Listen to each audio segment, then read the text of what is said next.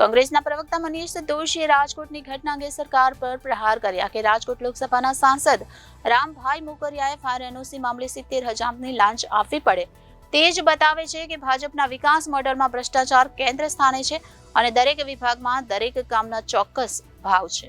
કોંગ્રેસના પ્રવક્તા મનીષ દોશીએ રાજકોટની ઘટના અંગે સરકાર પર પ્રહાર કર્યા કે રાજકોટ લોકસભાના સાંસદ રામભાઈ મોકરિયાએ ફાયર એનઓસી મામલે 70,000ની લાંચ આપવી પડે તે જ બતાવે છે કે ભાજપના વિકાસ મોડેલમાં ભ્રષ્ટાચાર કેન્દ્ર સ્થાને છે અને દરેક વિભાગમાં દરેક કામના ચોક્કસ ભાવ છે।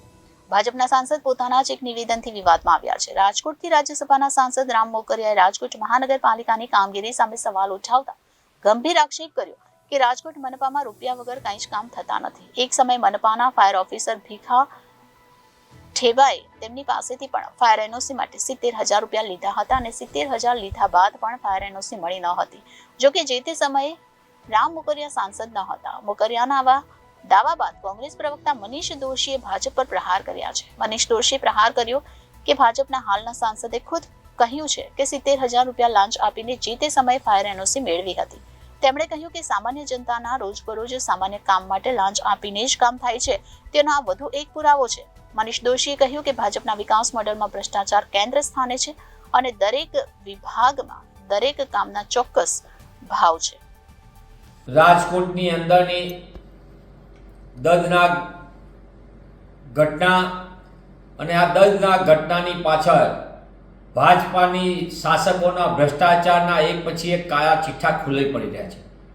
ભાજપાના હાલના સાંસદ ખુદ કબૂલે છે કે તેમને ફાયર એનઓસી માટે 70,000 રૂપિયા ચૂકવા હતા। સાંસદ મળતા પાછા મળી ગયા, પણ આનાથી મોટી ભ્રષ્ટાચારના કચ્ચા ચીઠા ભાજપા સરકારના મોડેલના બીજા ક્યાં હોઈ શકે।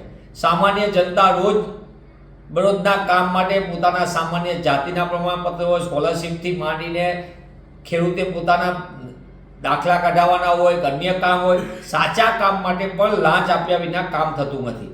ભાજપનું વિકાસ મોડેલ જેમાં ભ્રષ્ટાચાર કેન્દ્ર સ્થાને છે, દરેક વિભાગમાં દરેક કામના ચોક્કસ ભાવ લિસ્ટ છે, કોર્પોરેશનના પ્લાન પાસ કરાવવા રજા ચિઠ્ઠી, બીયુ પરમિશન, ફાયર એનઓસી, દરેક ગેરકાયદેસર બાંધકામને રેગ્યુલાઇઝ કરવાથી માંડીને તમામનું ભાવ લિસ્ટ છે અને ભાજપા શાસકની દરેક મંજૂરીમાં ભ્રષ્ટાચારને ભાગીદારી છે। સેવા સદનો જેને નામ આપ્યું છે ભાજપાએ સેવા સદનો, હકીકતમાં એ લૂંટના મેવા સદનો છે। દરેક વિભાગમાં એજન્ટ પ્રથાઓ, ગામથી લઈને ગાંધીનગરને શહેરથી લઈને સચિવાલય સુધી આ ભ્રષ્ટાચારના કારણે ગુજરાતની 6.5 કરોડની જનતા લાંબા સમયથી પરેશાની ભોગવે। ત્યારે હું આપના માધ્યમથી માંગ કરું છું કે ભાજપાના હાલના સાંસદે જે ભ્રષ્ટાચારનો કાળો ચિઠ્ઠો વધુ એક ખુલ્લો પાડ્યો છે, ત્યારે રાજ્યના મુખ્યમંત્રીશ્રી કેમ મૌન ધારણ કરીને બેઠા છે? રાજ્યના મુખ્યમંત્રીશ્રી સમગ્ર દુર્ઘટનામાં લીપાથોપી કરીને બીજાને બચાવવા માટે કરતા હોય એવા એક પછી એક કારનામા કરી આવી રહ્યા છે। તક્ષશિલાની ઘટનામાં પણ ગેરકાયદેસર બાંધકામ એ શાસકોમાં હપ્તાના જ કોનું હતું? હરણી બોટકાંડના લાભાર્થી 150 કરોડના ટેન્ડરોમાં ખેલ પાડનારા ભાજપાના ક્યાં શાસકો હતા? કેમ અહીંયા કમિશનરને બચાવવામાં આવ્યા? મોરબીની અંદર બ્રિજ દુર્ઘટનામાં 150થી વધુ લોકોએ જીવ ગુમાવ્યા। કોના એ ભ્રષ્ટાચારની સાઠગાંઠ હતી?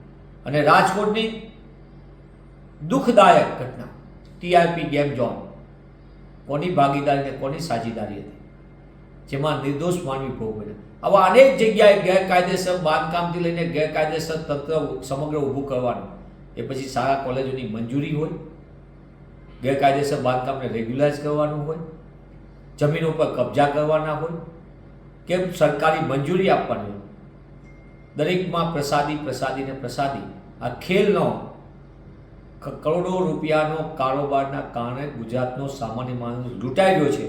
આ લૂંટની સિસ્ટમના મુખિયા તરીકે મુખ્યમંત્રી શ્રી કેમ મૌન છે, એવો અમારો સીધો પ્રશ્ન છે। Bureau report Janadesh news, Rajkot.